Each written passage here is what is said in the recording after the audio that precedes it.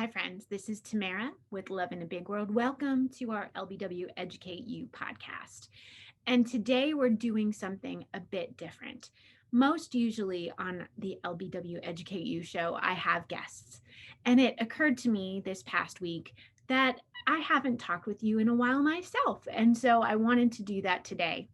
Just spend a few moments talking with you about how we can promote positive childhood experiences and how leveraging those positive childhood experiences can help counteract trauma in children's lives. So first, let's share some research about what has happened over the course of this past year. This is the COVID effect. There's been 1,000% increase in the use of disaster distress helplines, increases in calls to suicide prevention lines, increases in calls related to domestic abuse, increases in numbers of serious injury and death in infants and children, higher rates in suicidal thinking in young adults. And that was the result of a study by McCants and Katz in 2020.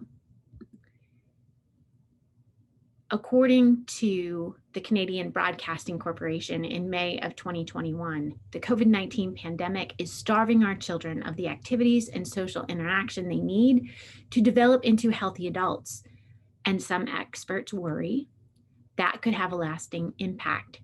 Dr. Kelly Zwicker, founder of the Ottawa Community Pediatricians Network, said, the symptoms include behavioral challenges in younger children, temper tantrums, outbursts, and in older kids, mood dysregulation, anxiety, and depression. The impact of COVID is real. Our kids are hurting. It is my strong belief that we will not know the full impact of COVID until kids are back in school and we're interacting with them as caring adults within their larger communities on a regular basis. Then we will be able to see and understand more of the trauma that they have experienced throughout the pandemic. As we need to be aware of their needs, so we also must put in place protective factors to help them. One thing that we know about trauma and the impact of trauma on the human body and the human brain is that recovery can happen. The brain can be rewired. So my call is for all of us to promote positive childhood experiences in order to counteract trauma. And here's some of the ways that we can do that. According to Hawkins and Catalano, what we must focus on are relationships, high expectations, and meaningful engagement. That's how we help move kids from risk to resilience. Once again, I will say all kids are at risk. It's not relegated to a specific part of the country, a specific race, a specific gender, a specific nationality, a specific socioeconomic demographic. All kids are at risk. Yes, there are certain segments of our population that encounter greater risk factors, but all kids are at risk, whether they're living in public housing or in a mansion. Why? Because we're human. Likewise, all children have the opportunity to build resilience. Resilience is the ability to bounce back despite adversity.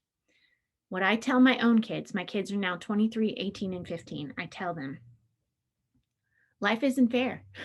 It's not. You're going to encounter rough stuff, tough people, but you have the ability to bounce back despite that adversity, whether it's bullies in school or somebody in your grade who committed suicide or the divorce of your parents, being adopted, whatever those risk factors are, there are protective factors that can counterbalance those risk factors. That's exactly what Hawkins and Catalano are focused on. Similarly, Christina Bethel, from Johns Hopkins University came out with research from her studies on positive childhood experiences. And this is where I want to anchor us today.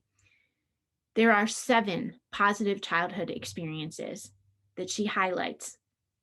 And I'm going to share more about these. So number 1, the ability to talk to family about feelings. Number 2, felt experience that family is supportive in difficult times. Number 3, enjoyment and participation in community traditions. Number 4, feeling of belonging in high school. Number 5, feeling of being supported by friends. Number 6, having at least 2 non-parent adults who genuinely care. Number 7, feeling safe and protected by an adult at home. The key words from these 7 positive childhood experiences are talk, feelings, support, community, belonging, friends, care, safe, protected, home. We as adults, caring adults in children's lives, as educators, as parents, as community members, we are charged with caring for them, letting them know that they are seen, known, valued, and loved. Education is the business of caring, and caring is showing concern for the well-being of others, taking the time to let others know they are important. It's not just about test scores. It's not just about school board regulations. It's about caring for the whole child. Let's look at Bandura and social learning theory. Bandura said in 1977, "I learn from others through observation, imitation, and modeling." Our kids are learning from us all the time. With everything that we do and everything that we say, in and out of the classroom, in and out of the home. They're learning from us. Bandura also proposed the self-efficacy theory. I believe I can succeed. What we as caring adults want to instill within our kids more than anything else is the belief that they can succeed. The belief that they are resilient. The belief that no matter what life throws at them, they can overcome. How do we do this?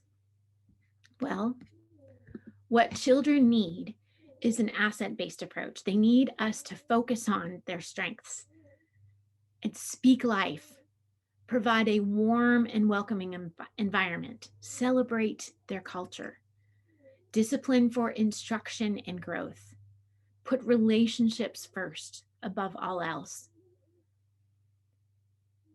show concern for their ongoing emotional and physical health, and not just talk, but action.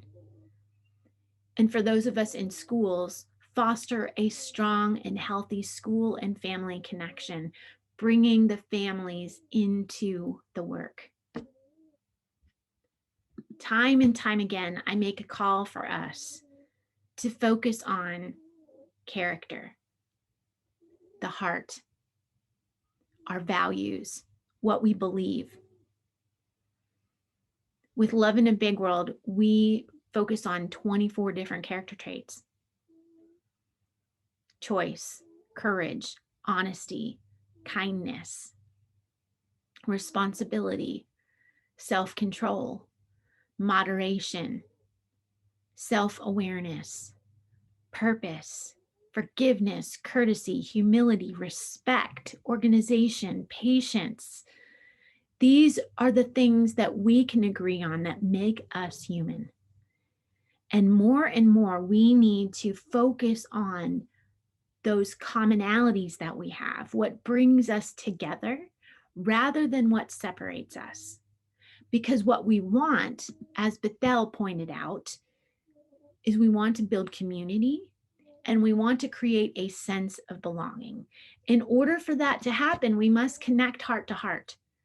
and realize that regardless of our age, regardless of our social status, regardless of a variety of factors, we're all human. We're part of the human family. And therefore, our job as the elders in this human community, this human family, is to help bring up the youngers, to train them, and to instill hope.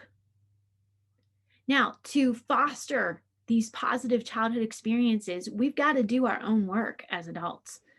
We've got to be doing our own personal work of healing from trauma and increasing our capacity for social emotional learning, learning these character traits and incorporating them within our lives. We have to examine any bias that we might have and get rid of it. We have to look at our discipline policies. What are they? And what purpose do they serve? And are they serving our kids well? We need to use culturally relevant approaches so that we can really connect with our kids and, again, strengthen that school family connection. What we're talking about is an integration of the content of what we do at school or in our after school programs, our nonprofit organizations, even in our churches, and how that influences our culture or defines our culture. And then the how, the process of how we're communicating that content and how that influences the climate. So the culture is the what, and the climate is the how. The culture is the what we do, the climate is how it feels. And bringing that together to make sure that we are putting kids first, to make sure that we're creating a warm and nurturing environment, as Hawkins and Catalano pointed out. So what does this look like? And I'm going to focus on just a school implementation model. It looks like creating buy-in for leaders and teachers, providing ongoing professional development, not just 3 hours, but ongoing regular check-ins throughout the year. It means having events like Bethel talked about, traditions that anchor the community, assemblies or other celebrations of joy. Curriculum implementation, being explicit about this is who we are, this is what we believe, and this is what it looks like in daily life.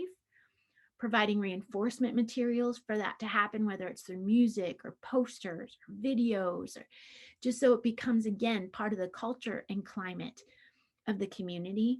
Providing supports to families at home so that there is ongoing communication, common vocabulary, and then, again, a year-end celebration of the learning that has taken place.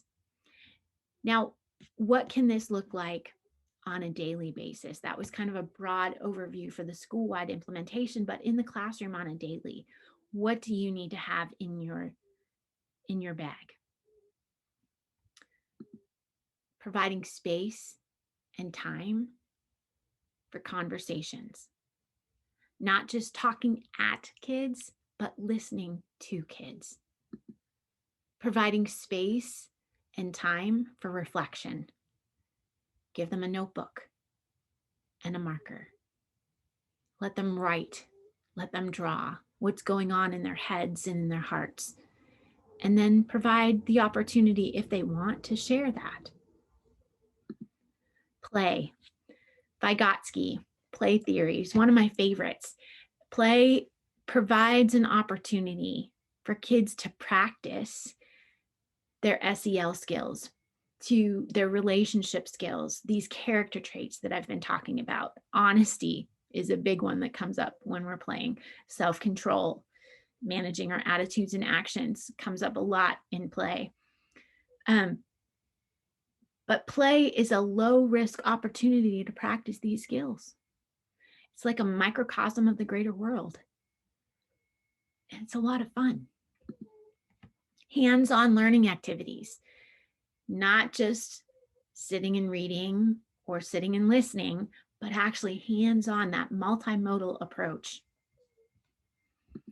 Being, again, culturally relevant. So how can we bring in the latest hit song or movie or social media platform or game into the conversation, into the assignments, into the work that's being done in the classroom or in the after school program, that's going to perk their interest. I have been talking with a friend who works with another organization, and they had the privilege of working with the NCAA and created a whole platform for fifth graders to use the NCAA experience and integrate that with their academics. So they brought in math and social studies, ELA, all of it, all centered around the NCAA. Well, what do you think their engagement was with that? It was phenomenal. So much so that they have the opportunity to expand that experience for this upcoming year. It was culturally relevant, providing opportunities for kids to create art themselves, whether that's dance, painting, writing, theater, music, graphic arts. How can that be incorporated into the greater scope of the curricula? Not just the social emotional learning agendas, but also all of the curricula, whether that's science, math, literature, history, giving them the opportunity to create provides that meaningful engagement and also opportunities to demonstrate their SEL skills and create these positive childhood experiences that we're talking about. Current events. There's a lot happening in our world that kids need to talk about and process. And there's a way for us as caring adults to provide that safe place for them to do so without it becoming political. It's a must. They need us. And then to bring it back to life application. Okay, so what does this mean for me today? How can I be courageous? How can I stand up for what is right? How can I be honest, to speak and act truthfully? How can I be kind, treat others the way that I want to be treated? How can I be responsible, to take charge of my own words and actions? What does it mean for me to forgive, to let go of anger over a wrong? These are the life lessons that kids and adults need in order to live healthy and happy, connected lives. This is what it means for us to build community and cultivate a sense of belonging. So again, I am making the call for us to shift our focus away from the trauma and the risk, the danger, to how we combat that trauma with positive childhood experiences. Let's focus on resilience. Let's focus on rebuilding. Let's focus on health and wholeness, wellness. And these things that I've described today are some simple ways that we can get started. Now remember, just because it's simple doesn't mean it's easy. What we must be committed to, friends, is being intentional about talking about feelings, providing support during difficult times, creating community traditions, providing a sense of belonging, cultivating friendship, and giving space for that even within the school day. Being adults who genuinely care about kids, even if they're not our flesh and blood, even if they're not the ones who live under our roof. And supporting the families with what they need so kids can be safe and protected at home. I would love to share more with you, so please feel free to get in touch. Tamara at loveinaBigWorld.org. Together, we can create healthier and more just communities for our children. Thanks so much. I'll see you next time.